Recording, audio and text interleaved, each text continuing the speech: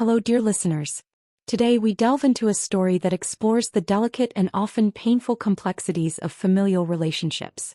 This narrative contains themes of betrayal and inappropriate behavior, but it is told with sensitivity and care. If you are ready to embark on this journey, please remember that the power of stories lies in their ability to foster empathy and understanding. Let us begin.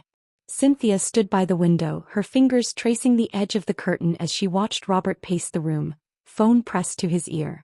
His voice was sharp, clipped, a tone he reserved for business negotiations and last-minute crises.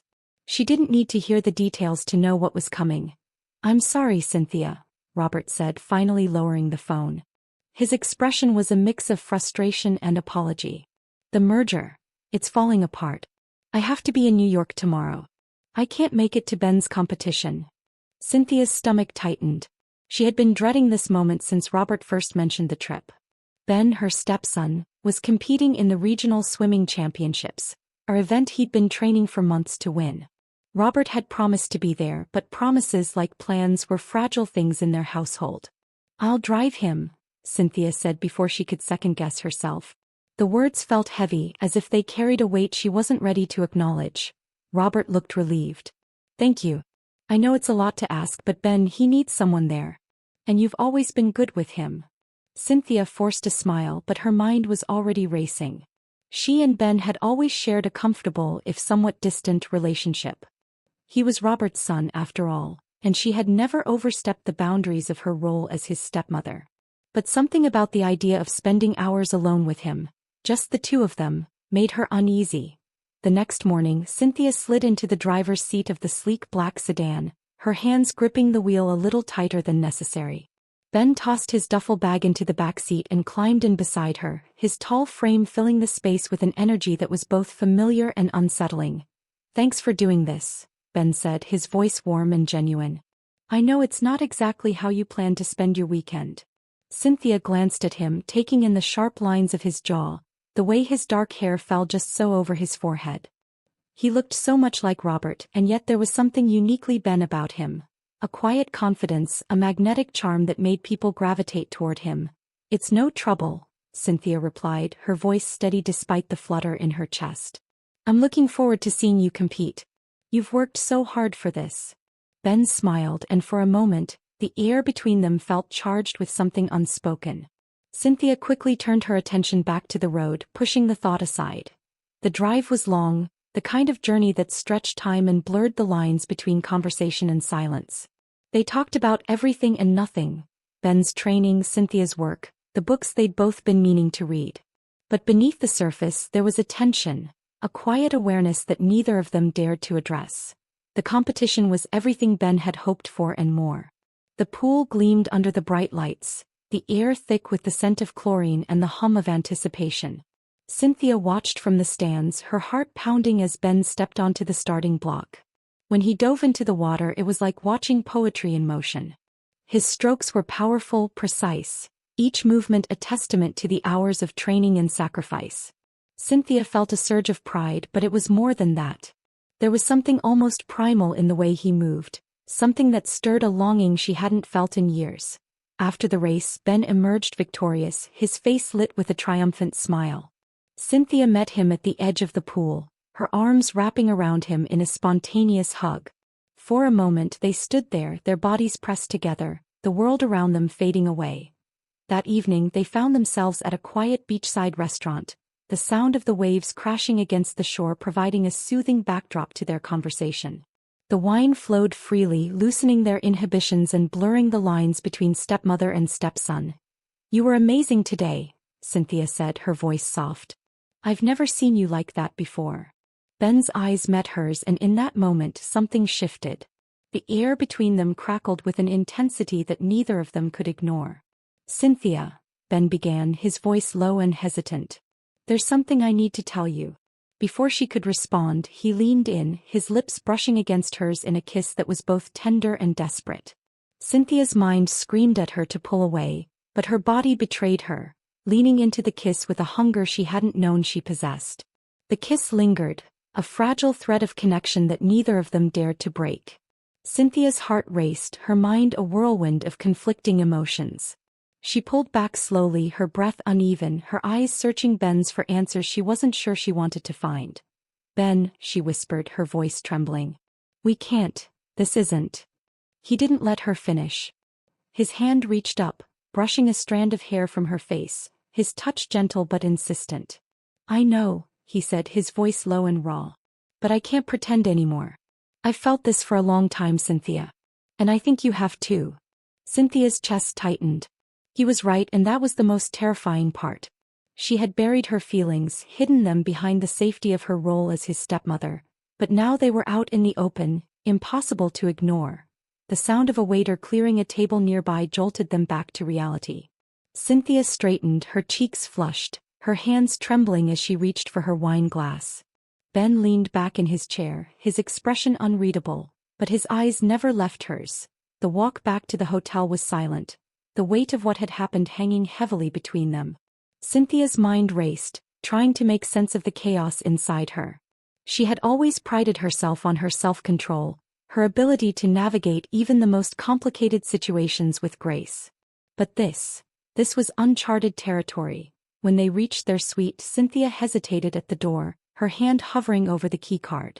Ben stood behind her, close enough that she could feel the heat of his body, but he didn't touch her.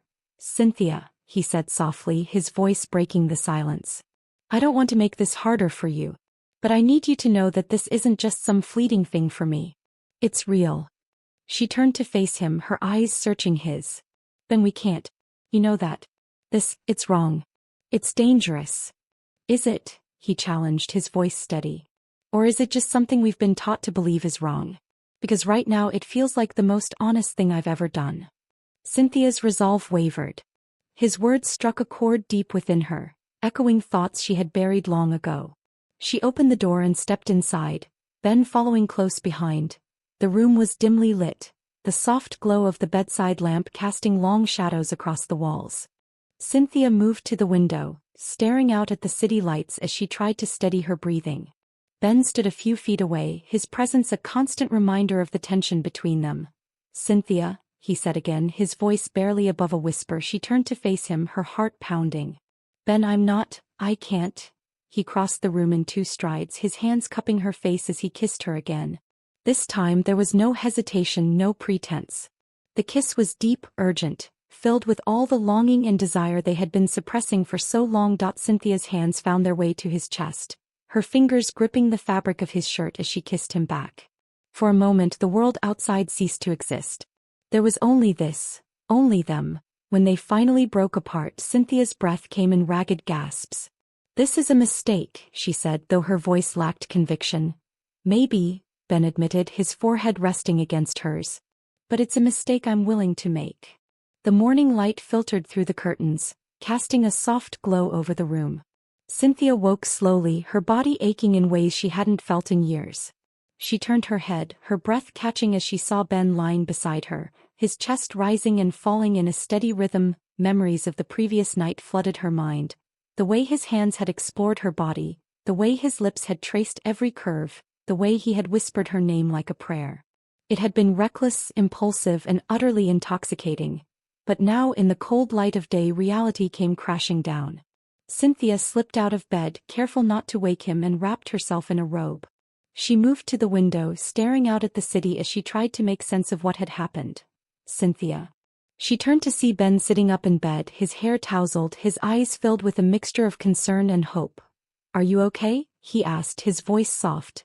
Cynthia hesitated, then nodded. "I don't know what this means, Ben. But I do know that we can't pretend it didn't happen." He stood, crossing the room to stand beside her. "I don't want to pretend," he said, his hand reaching for hers. "I want to figure this out, together." The drive back was quieter than the drive there, the air between them heavy with unspoken words and unresolved emotions. Cynthia kept her eyes on the road, her mind racing as she tried to piece together what their next steps should be. Ben, for his part, seemed content to let the silence linger. He stared out the window, his expression thoughtful, but every now and then his gaze would flicker to Cynthia, and she could feel the weight of his stare. When they finally pulled into the driveway, Cynthia turned to him. "Ben, we need to talk about this. But not here. Not now." He nodded, his eyes filled with understanding. Whenever you're ready. The days that followed were a blur. Cynthia threw herself into her work, trying to distract herself from the turmoil inside her. But no matter how busy she kept herself, she couldn't escape the memories of that night, or the way her body still ached for Ben's touch. One evening, as she sat alone in the living room, Robert walked in, his tie loosened, his face lined with exhaustion. "Cynthia," he said, his voice breaking the silence. "We need to talk." Her heart skipped a beat. Had he found out? But no, his expression was one of concern, not anger. "About what?" she asked, her voice steady despite the panic rising inside her. "About us," he said, sitting down beside her. "I feel like we've been drifting apart. And I don't want to lose you." Cynthia's chest tightened. She had always known this moment would come, but she hadn't expected it to hurt this much. Cynthia sat across from Robert in the dimly lit living room, her hands clasped tightly in her lap. The weight of his words hung heavily in the air, and for a moment she couldn't find her voice. "I don't want to lose you either," she finally said, her tone careful, measured. It wasn't a lie, she did care for Robert deeply. But the truth of what had happened with Ben loomed like a shadow, threatening to unravel everything. Robert reached for her hand, his touch warm but unfamiliar in a way that made her heart ache. "We used to talk more," he said, his voice tinged with regret. "Lately it feels like we're just coexisting." Cynthia nodded, her mind racing. She couldn't tell him the truth, not yet, maybe not ever. But she also couldn't continue living this double life, torn between her loyalty to Robert and her growing feelings for Ben. "Maybe we need to make more time for each other," she suggested, forcing a smile. "Life gets so busy and we forget what's important." Robert smiled back, but it didn't reach his eyes. "You're right. Let's start fresh, Cynthia. We owe it to ourselves." Over the next few weeks, Cynthia tried to focus on her marriage. She and Robert went on dates, shared quiet dinners, and even planned a weekend getaway. But no matter how hard she tried, she couldn't shake the memory of Ben. His touch, his voice, the way he made her feel alive in a way she hadn't in years. Ben, for his part, kept his distance. He respected Cynthia's need for space, but the tension between them was palpable. Every glance, every accidental brush of their hands, was a reminder of what they had shared, and what they were trying to suppress. One evening, as Cynthia was preparing dinner, Ben walked into the kitchen. He leaned against the counter, his arms crossed, his expression unreadable. "How are you?" he asked, his voice casual but his eyes intense. Cynthia hesitated, her hands stilling over the vegetables she was chopping. "I'm fine," she said, though the words felt hollow. Ben stepped closer, his presence overwhelming. "Are you? Because you don't seem fine. You seem distant." Cynthia set the knife down, turning to face him. "Then we can't do this. Not here. Not now." "When then?" he challenged, his voice low. "Because I can't keep pretending like nothing happened, and I don't think you can either." The tension between them reached a breaking point one rainy afternoon. Robert was away on a business trip and the house felt eerily quiet. Cynthia was in the study trying to focus on work when Ben walked in. "We need to talk," he said, his tone leaving no room for argument. Cynthia looked up, her heart pounding. "Ben, this isn't a good idea." "It's the only idea," he countered, closing the door behind him. "We can't keep avoiding this, Cynthia. It's eating us both alive." She stood, her hands trembling as she faced him. "What do you want me to say, Ben? That I'm sorry? That I regret it? Because I don't. And that's what scares me the most." Ben's expression softened and he took a step closer. "I don't want you to regret it. I just want you to be honest with yourself, and with me." Cynthia's resolve crumbled. She reached for him, her hands gripping his shirt as she pulled him into a desperate kiss. It was reckless, foolish, and utterly inevitable. The days that followed were a blur of stolen moments and whispered confessions. Cynthia and Ben were careful, but the risk of discovery was always there, a constant shadow over their happiness. One evening, as Cynthia was leaving Ben's room, she ran into Robert in the hallway. He looked at her, his expression unreadable. "Cynthia," he said, his voice calm but laced with something she couldn't quite place. "Can we talk?" Her heart skipped a beat, but she nodded, following him into the living room. "I've noticed things," Robert began, his tone measured. "Between you and Ben. And I need to know the truth." Cynthia's breath caught. She had always known this moment would come, but she hadn't expected it to feel like this, like the ground was crumbling beneath her feet. "Robert," she began, her voice trembling. But before she could finish, Ben walked in, his expression resolute. It's not her fault, he said, his voice steady. It's mine. The confrontation that followed was painful, raw, and filled with emotions that had been buried for far too long. Robert's anger, Ben's guilt, and Cynthia's heartbreak collided in a storm of words and tears. In the end, there were no easy answers, no clear resolutions. But one thing was certain. Their lives would never be the same. The room felt suffocating, the air thick with tension and unspoken accusations. Robert sat on the edge of the couch, his head in his hands, while Cynthia stood by the window, her arms wrapped tightly around herself. Ben remained near the doorway, his posture rigid, his face a mask of guilt and defiance. How long? Robert finally asked, his voice breaking the heavy silence. Cynthia hesitated, her throat dry. It's not what you think, she began, but Robert cut her off. Don't, he said sharply, his eyes lifting to meet hers. Just tell me the truth. How long has this been going on? Ben stepped forward, his voice steady. It's not her fault. I'm the one who... Stop, Robert interrupted, his tone icy. I don't want to hear excuses. I want to know how my wife and my son could betray me like this. Cynthia's chest tightened. She had always feared this moment, but the reality was far worse than she had imagined. The pain in Robert's eyes was unbearable, and she knew there was no way to undo what had been done. In the days that followed, the house became a battlefield of silence and tension. Robert moved into the guest room, his interactions with Cynthia reduced to clipped conversations and awkward silences. Ben, meanwhile, avoided both of them, spending most of his time at the gym or with friends. Cynthia tried to focus on work, but her mind was a whirlwind of guilt, regret, and longing. She missed Ben, his presence, his touch, the way he made her feel alive. But she also missed Robert, the man she had built a life with, the man she had hurt so deeply. One evening, as she sat alone in the living room, Robert walked in. He looked exhausted, his face lined with stress and sleepless nights. Cynthia, he said, his voice softer than it had been in weeks. We need to figure out what happens next. She nodded, her heart aching. I know. And I'm so sorry, Robert. I never wanted to hurt you. He sighed, running a hand through his hair. I believe you. But that doesn't change what happened. And it doesn't change the fact that I don't know if I can trust you again. Cynthia knew she couldn't keep living in limbo. She needed to confront Ben to understand what they had done and where they could go from here. She found him at the pool, his usual sanctuary. He was swimming laps, his movements powerful and precise, but when he saw her he stopped, his expression wary. We need to talk, Cynthia said, her voice firm despite the turmoil inside her. Ben climbed out of the pool, grabbing a towel and draping it over his shoulders. I know, he said, his tone resigned. They sat on the bleachers, the sound of the water lapping against the pool's edge filling the silence. This can't happen again, Cynthia said finally, her voice breaking. We crossed a line, Ben. And now we're paying for it. Ben looked at her, his eyes filled with a mixture of regret and longing. I know it was wrong. But it didn't feel wrong. Not in the moment. Cynthia's chest tightened. That doesn't make it right. We hurt Robert. We hurt each other. And now we have to live with that. The weeks turned into months, and the tension in the house slowly began to ease. Cynthia and Robert started seeing a therapist, trying to rebuild the trust that had been shattered. It wasn't easy, and there were days when Cynthia wondered if they would ever find their way back to each other. Ben, meanwhile, moved out, renting an apartment nearby.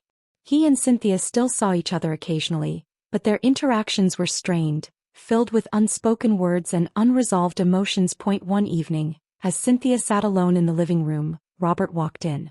He looked more relaxed than he had in months, and for the first time in a long time he smiled at her. I've been thinking, he said, sitting down beside her. About us. About what we've been through. And I think I'm ready to try again. Cynthia's heart swelled with hope but also with guilt.